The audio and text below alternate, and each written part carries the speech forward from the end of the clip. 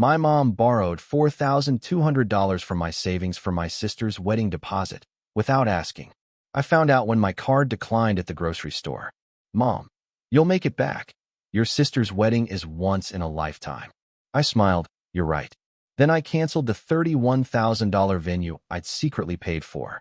When the wedding planner called my sister, I'm Drew, 28M, and I need to walk you through exactly how a $4,200 theft turned into a $31,000 lesson in why you should never steal from the person who's been quietly holding your family together. Numbers matter in this story. Pay attention to them. My sister Leah is 3 years older than me, 31, getting married to Jordan, a guy she's been with for 4 years, a decent guy. The kind who remembers birthdays and holds doors and doesn't make you wonder if he's texting someone else at 11 p.m. Leah and I have always been close. She's the one family member who was always genuinely kind to me. Not performatively, not when she needed something, just kind. When I was 17 and got rejected from my first choice college, she drove 40 minutes to my apartment with ice cream and sat on the floor with me and didn't say a single motivational thing. She just sat there, and that was better than anything anyone else in my family had ever done. When I got my first real job, she was the first person I called.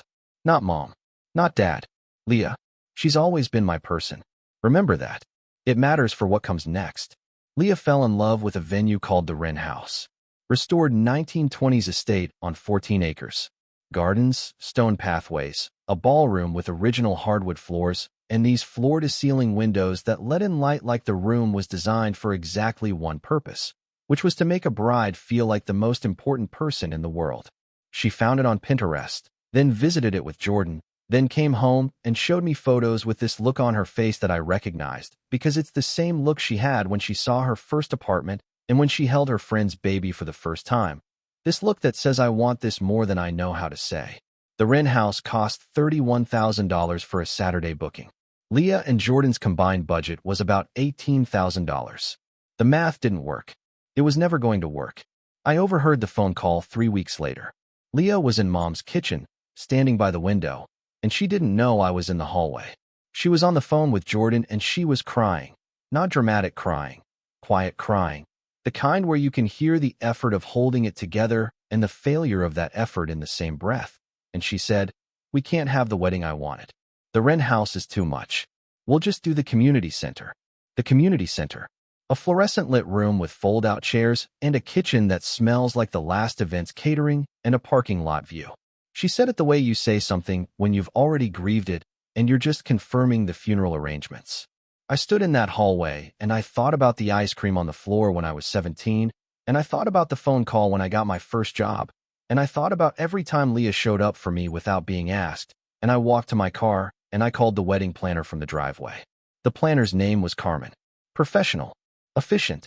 The kind of woman who manages timelines and vendors and family drama with the same clipboard and the same calm. I told her I wanted to pay for the Wren House. Full cost, $31,000. Monthly payments of $2,800 over 11 months. I told her I wanted to remain anonymous. She said, "Can I ask why?" I said, "Because my sister deserves it and she'll never let me pay if she knows." Carmen said, "I've been doing this for 12 years. And this is the first time someone has done this." I set up the payments.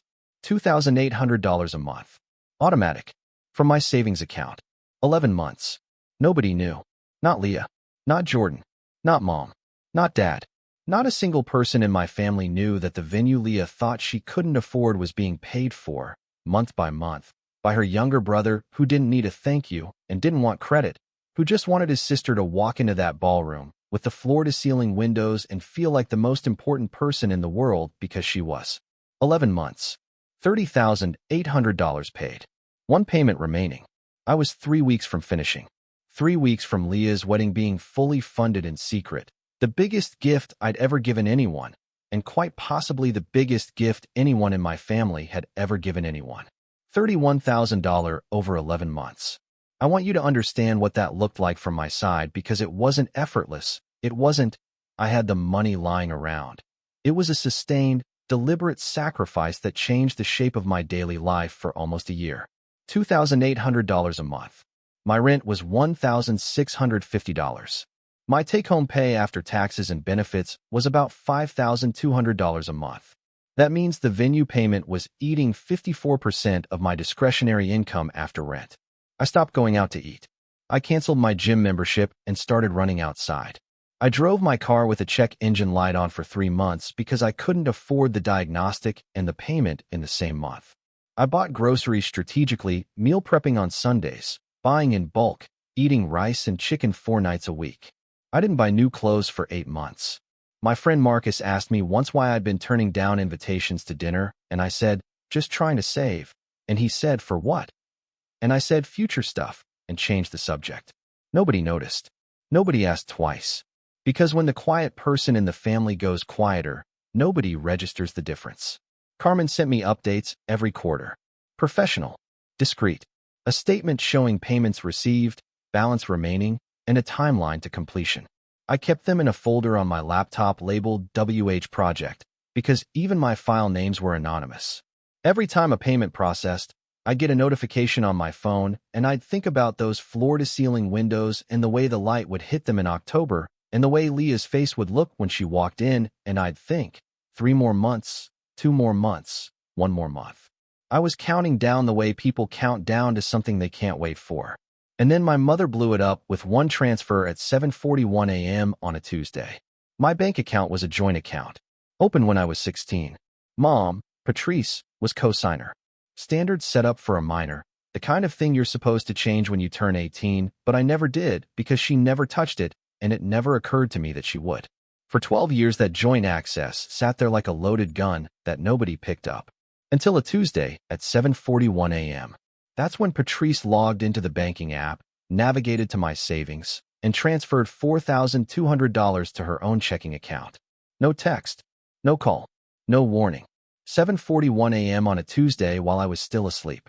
I found out at a restaurant. Saturday evening. Dinner with friends.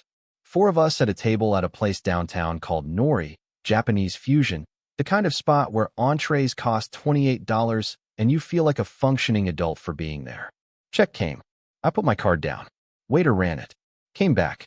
Sir, this card was declined. He said it quietly, but not quietly enough. My friend Marcus looked at me. My friend Davis looked at the table. I said, run it again. Declined again. I excused myself, walked to the bathroom, locked the door, opened the banking app on my phone, and the number on the screen was $4,200 less than it should have been. Transfer. 2 days ago. Tuesday. 7:41 a.m. Recipient, Patrice Holloway. My mother. She had transferred $4,200 out of my account without asking, without telling, without permission, and I was standing in a restaurant bathroom on a Saturday night finding out because I couldn't pay for dinner. I called her from the bathroom. She picked up on the third ring. Casual. Happy. Background noise that sounded like a television. One of those home renovation shows she watches every night.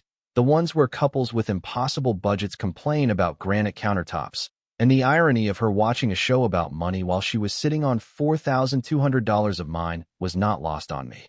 She said, "Hey, sweetheart," and I said, "Mom, did you take $4,200 from my account?" Brief pause. Not the pause of someone who's been caught. The pause of someone who forgot to mention something minor, like leaving the oven on or not picking up the dry cleaning.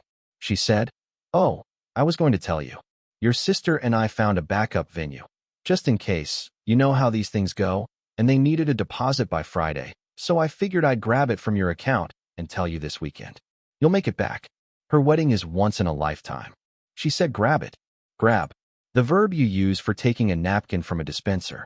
She grabbed $4,200 from my savings account the way you grab a handful of chips from a bowl at a party, casually, instinctively, without the thought that the bowl belongs to someone who filled it with their own labor and their own budgeting and their own sacrifice over months and years. I said, "Mom, you took $4,200 from my account without asking me." She said, "I didn't take it, I borrowed it. There's a difference." There is no difference. Not when you don't ask. Not when you do it at 7:41 a.m. while the person is sleeping. Not when the first they hear about it is a declined card at a restaurant in front of their friends. That's not borrowing. That's theft with a family discount. I said, "You'll have it back by Friday." She laughed, actually laughed, and said, "Oh, don't be dramatic. It's family money. Family money. I earned it. I saved it. I budgeted it. I went without things so it could grow. But because my name shared a bloodline with hers, it was family money. Communal property. Available for withdrawal without notice by the woman who happened to co-sign the account when I was 16 years old and buying my first pair of work boots. Here's the part that made my vision narrow. The $4,200 was a deposit on a second venue. A backup. Because Mom and Leah had been looking at a cheaper place as a plan B. A banquet hall on Route 12 that was fine, but wasn't the Wren house, and Mom had decided, without consulting me, without consulting anyone, to put down a deposit on it using my money. The venue that Leah actually wanted, the Wren house, the one with the ballroom and the windows and the gardens, was already paid for. By me. For 11 months. $30,800 of my money was already sitting in Carmen's escrow account for the Wren house. And my mother had just stolen $4,200 from me to put a deposit on a backup venue that wasn't necessary, because the primary venue was fully funded by the same person she'd just robbed. She stole from the person who was already giving. She took from the hand that was already open, and she didn't even know it.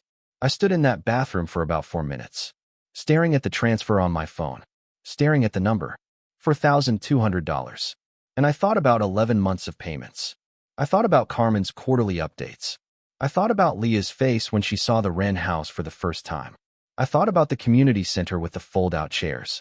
And I thought about my mother saying, "You'll make it back," like my sacrifice was a renewable resource, like the money I earn and save and budget and protect is a family fund that she administers and I contribute to. And something inside me, something that had been holding the weight of this secret for 11 months, quietly and without complaint, that thing broke. Not bent. Broke. Cleanly. Like a bone that's been under stress for too long and finally just gives. I went back to the table. Marcus had paid the check. I thanked him. I said I had to go. I drove home. I sat in my car in the driveway for about 10 minutes. And then I called Carmen. Saturday evening, 9:47 p.m. She picked up because Carmen always picks up. She once told me she answers her phone at all hours because weddings don't have business hours, and neither do I. I said, "Carmen, I need to cancel the venue reservation."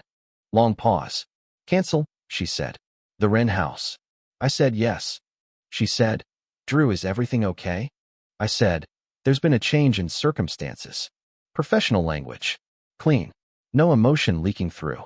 She said, "I'm required to inform you that per the contract, cancellation at this stage results in a partial refund. You'll receive approximately $19,000 of the $30,800 paid." I said, "That's fine. Process it." She said, "Are you sure? Your sister's wedding is in 6 weeks." I said, "I'm sure." She processed it. $31,000 worth of payments. 11 months of anonymous sacrifice. The biggest secret I've ever kept. Undone in a phone call that lasted 3 minutes and 40 seconds. Carmen said, "I'm sorry, Drew." I said, "So am I." And I hung up. 48 hours. That's how long it took for the whole thing to collapse. Monday morning, Carmen called Leah as a professional obligation, informing her that the venue reservation at the Wren house had been canceled. Leah was blindsided. Completely. She called Mom at 10:15 a.m., panicking, voice cracking. "The venue is gone. Someone canceled it." "I don't understand." Carmen said it was paid for. Someone was paying for it this whole time, and now it's canceled. Mom called me. I didn't pick up. She called again at 10:22. Again at 10:31. Again at 10:44.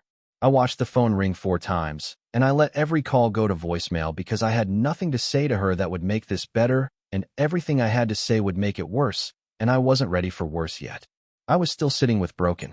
Carmen, trying to help, told Leah that the payments had come from a private benefactor who wished to remain anonymous. But she also said, because Leah was crying on the phone and Carmen has a heart underneath the clipboard, the account holder had been making monthly payments of $2,800 for 11 months. I'm not able to share their identity, but I can tell you that they clearly cared very deeply about your wedding. 11 months. $2,800 a month. $30,800 total. Leah did the math because Leah is smart, and because the number of people in her life who have that kind of money and that kind of quiet generosity and that kind of reason to do it is exactly 1. She called me Tuesday evening, 7:38 p.m. I was sitting at my kitchen table eating reheated rice. The same rice I'd been eating variations of for 11 months to afford the payments that just got canceled. And I picked up because it was Leah, and I will always pick up for Leah. She said, Drew. One word. My name. And the way she said it told me everything. Not a question. A confirmation. She already knew. She just needed me to say it. I said, yeah. She said, was it you? The whole time? 11 months. I said, yeah. She was quiet for a long time. I could hear her breathing. I could hear Jordan in the background saying something I couldn't make out. She said, you were paying for my wedding? $31,000. I said, yeah, Leah. I was. She said, why didn't you tell me? I said, because you would have said no. And because I didn't need credit. I just wanted you to have it. I heard you on the phone with Jordan that day in Mom's kitchen. You were crying. You said you'd do the community center. And I thought, no, not the community center. Not for you. Not after everything you've been for me. She was crying now. Not the quiet kind from the phone call with Jordan. The kind that has sound and weight and doesn't try to contain itself. She said, through the crying, and now it's gone? I said, ask Mom why. That was it. I didn't explain further. I didn't need to. Because the chain of events was simple. I paid $31,000. Mom stole $4,200. I canceled the $31,000. Every link in that chain started and ended with Patrice. And Leah was smart enough to follow it without a map. That's when everything turned. Leah called Mom. And what happened next was something I'd never witnessed in 31 years of family dynamics. Leah, who has never in her life confronted our mother about anything, who has always been the smoother, the peacekeeper, the one who says it's fine, and let it go, and she means well, Leah detonated. I wasn't on the call, but I know the result because the result reshaped the geography of my family permanently. Leah told Mom that she knew I'd been paying for the rent house. She told Mom the amount. She told Mom the duration. And then she told Mom what the $4,200 actually was. A deposit on a backup venue for a wedding that was already fully funded by the brother Mom had just stolen from. The theft wasn't just wrong. It was redundant. Unnecessary. A $4,200 robbery committed against the one person who was already giving $31,000. Leah texted me 40 minutes after the call. 2 messages. First, she stole from you to pay for something you'd already bought me. I can't even process this. Second, she ruined the best gift anyone has ever given me. Sister realized the full picture over the next few days, and each new realization hit her harder than the last. The $4,200 was for a venue they didn't need because the venue they wanted was already paid for. Mom didn't know it was paid for because I'd done it in secret. The secret existed because I wanted Leah to have something beautiful without the weight of obligation. And Mom destroyed that by treating my bank account like a family petty cash drawer. Every layer of the truth made it worse. Not better. Worse. Because each layer revealed another dimension of how unnecessary the theft was and how profound the thing it destroyed was. Leah called Mom and said, you stole from him to pay for something he'd already bought me. You didn't just take his money. You took the most selfless thing anyone in this family has ever done, and you turned it into a crisis. And you didn't even know it existed because you've never once stopped to consider that Drew might be doing something quietly extraordinary while you were too busy managing everybody else's money. I heard about this from Dad. He was there when Leah said it. He said Patrice sat at the kitchen table and didn't speak for a very long time. Dad found out, and for the first time in my memory, Keith drew a line. He called me at 6:14 p.m. on Wednesday, and his voice sounded different. Not the usual tired resignation. Something harder. He said, your mother told me what happened. All of it. The $31,000. The 11 months. The $4,200. I don't know how to defend what she did. He paused. She keeps saying she was borrowing. I told her, Keith to Patrice, you didn't ask. That's not borrowing. That's stealing. I don't care if it's family money or a joint account or whatever justification she's using. You took $4,200 from our son without his knowledge or consent, and that is stealing. First time in my life I'd heard my father use that word about my mother. He said, I'm sorry, Drew. I should have been paying more attention to how she handles things. I said, yeah, Dad. He said, what can I do? I said, nothing. It's done. But it wasn't nothing. Him calling. Him saying stealing. Him taking my side for the first time in a lifetime of neutral. It wasn't nothing. It was late. But it wasn't nothing. Sister stopped speaking to Mom. Completely. The dynamic that had been stable for 31 years, with Patrice at the center controlling the flow of information and emotion and money and narrative, flipped overnight like a table. Leah, the golden child, the peacekeeper, the one Mom never had to worry about, was suddenly the one drawing the hardest line. She told Mom in a phone call that Dad overheard. "You stole from him to pay for something he'd already bought me. You didn't just take his money. You ruined the best gift anyone has ever given me. And the worst part is you still don't understand what you did, because you've never once considered that Drew might be doing something extraordinary without your involvement." Mom's response, relayed to me by Dad, who was standing in the kitchen when it happened, was silence. Then, I was trying to help. Trying to help. By stealing. From the person who was already helping more than anyone knew. Mom called me crying 2 days later. She said, "Your sister won't talk to me. She says I ruined her wedding. This is your fault, Drew. If you hadn't canceled the venue, none of this would have happened." Classic Patrice. Consequences arrive at her doorstep, and she redirects the delivery to mine. I said, "No, Mom. This is yours. You took $4,200 from my account at 7:41 a.m. on a Tuesday without asking me. That's where this starts. Everything after that, the cancellation, Leah finding out, Leah cutting you off, every single piece of this is a consequence of what you did. Not what I did. I was giving. You were taking. And you got caught." She said. I said I was sorry. She hadn't. Not once. Not until that exact moment. And even then it was the kind of sorry that's a response to losing, not to understanding. I said, "When did you say sorry, Mom? Because I don't remember hearing it before right now." She went quiet. Then she said, very small, "I'm saying it now." I said, "Now is after you've lost your daughter's trust, and your son's money, and your seat at the wedding. Now is after everything. Now is late." I opened a new bank account the following week. Different bank. Different institution. Zero connection to any account Patrice has ever seen or touched or known about. I moved everything. Every dollar. Every recurring payment. Every auto deposit from work. Clean slate. Closed the joint account entirely. Got confirmation in writing. I sent Mom one text. "I've opened a new account. You no longer have access. The $4,200 is yours. Consider it the last thing you'll ever take from me." She didn't respond for 3 days. When she did, she sent 2 words. "I'm sorry." First real apology. 2 words on a screen 3 days after the boundary was drawn. I read it. I put my phone down. I didn't respond. Not because I'm cruel.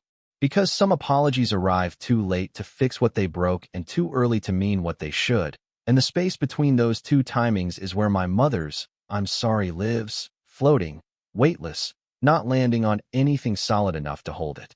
Leah called me a week later. Calm now. Not crying. Just Leah, the way she sounds when she's thought about something for a long time and arrived at the center of it. She said, "I don't care about the venue, Drew. I mean, I do. But not as much as I care about what you did. That's the most anyone has ever done for me. 11 months, and you never said a word." I said, "You would have said no." She said, "Probably. But you should know, the community center is available on our date. Jordan and I are going to book it. Small wedding. Just the people who matter." She paused. "You're the best man, by the way. If you want to be." I said, "Yeah, Leah. I want to be." I called Carmen that afternoon. I said, "Is the date still available at the Wren house?" She checked. It was. Someone had inquired but hadn't committed. I said, "Rebook it." She said, "Same arrangement?" I said, "No. This time, put it in my name. And tell my sister." Carmen said, "Drew, are you sure?" I said, "She's my sister. She showed up for me with ice cream when I was 17. She's getting the Wren house." Carmen processed the rebooking. I paid the new deposit from my new account. The one Patrice can't touch. The one that belongs to me and only me. Leah found out from Carmen that evening. She called me, and she didn't say anything for about 10 seconds, and then she said, "You rebooked it." I said, "Yeah." She said, "Drew." I said, "Don't argue with me." She laughed. Through tears. The kind of laugh that lives right next to crying, and sometimes you can't tell which one it is, and it doesn't matter because both of them mean the same thing, which is that something too big for words just happened, and the body has to do something with the excess. She said, "Thank you." I said, "You're welcome." She said, "Mom's not invited." I said, "That's between you and her." She said, "No. It's decided. She's not invited." The wedding happened on a Saturday in October. The Wren House. 14 acres of restored estate. Stone pathways that wound through gardens, still holding the last of the summer color. The ballroom with the original hardwood floors that creaked in the spots where 100 years of feet had worn them smooth. And the floor-to-ceiling windows that caught the afternoon light at an angle that turned everything gold. The chairs, the flowers, the faces of the guests. Everything touched by this warm amber glow that no decorator could have planned and no venue could have faked. Leah walked in and her face did the thing I'd been imagining for 11 months. This opening, this expansion, like the room was filling her up from the inside out. Like every dream she'd had since she was a little girl, cutting photos from bridal magazines at our kitchen table was materializing around her in real time. She was wearing a dress she'd picked out with her best friend, simple, not flashy, white with lace at the shoulders, and she looked exactly like Leah, which is to say she looked like the best person I know. She walked down the aisle, and she looked at me standing at the front as best man, and she mouthed 2 words, "Thank you." And I nodded once and I looked at the ceiling, because if I looked at her for one more second, I was going to lose it in front of 140 people, and I'm not a public crier, and I wasn't going to start now. Jordan cried during the vows. Good man. I held the rings. My hands were steady, which surprised me because the rest of me was not. The ceremony was 32 minutes. Leah's friend read a poem. Jordan's brother played guitar. The officiant said things about love and commitment and partnership, and I heard all of it. And I thought about 11 months of rice and chicken and a check engine light, and canceled gym memberships and turned down dinner invitations, and I thought, this is what it was for. Every dollar, every sacrifice, this exact moment, this room, this light, this face. The photographer got a shot of me and Leah after the ceremony, standing by the garden wall with the ivy and the late afternoon sun behind us. In the photo, she's laughing, head tilted back, genuine laughter. The kind that comes from relief and joy and the particular happiness of having been given something you never expected by someone you never thought to ask. And I'm looking at her, not at the camera, at her. The way you look at someone you'd do anything for, which I would, which I did, which I would do again tomorrow without a moment's hesitation. That photo is framed on my desk now, next to nothing else, and it's the only thing in my apartment that I would grab if the building caught fire. Mom wasn't there. Her chair was empty. Front row, left side. The seat that would have been hers had a small arrangement of white roses on it instead. Leah's idea, not mine. Because even in the act of excluding Patrice, even after everything, Leah couldn't bring herself to leave the space empty. She put flowers where a mother should have been. That's who Leah is. That's who she's always been. Kind even when it costs her. Generous even after she's been hurt. She gets that from somewhere. And it's not from Patrice. During the reception, when people asked about the empty chair, Leah just said she couldn't make it. No explanation. No drama. Just the flowers and the absence and the quiet dignity of a woman who chose to protect her mother's reputation even while enforcing a boundary her mother earned. The $4,200 was never returned. I never asked for it. The $4,200 isn't the point. It was never the point. The point is the $31,000 I gave in secret and the $4,200 she took in silence and the distance between giving and taking, which is the entire distance between who I am and who my mother is. I gave without being asked. She took without asking. And the only reason anyone knows the difference is because a card declined at a restaurant on a Saturday night, and a son who'd been holding his family together in secret decided to let go. If you made it this far, thank you for listening.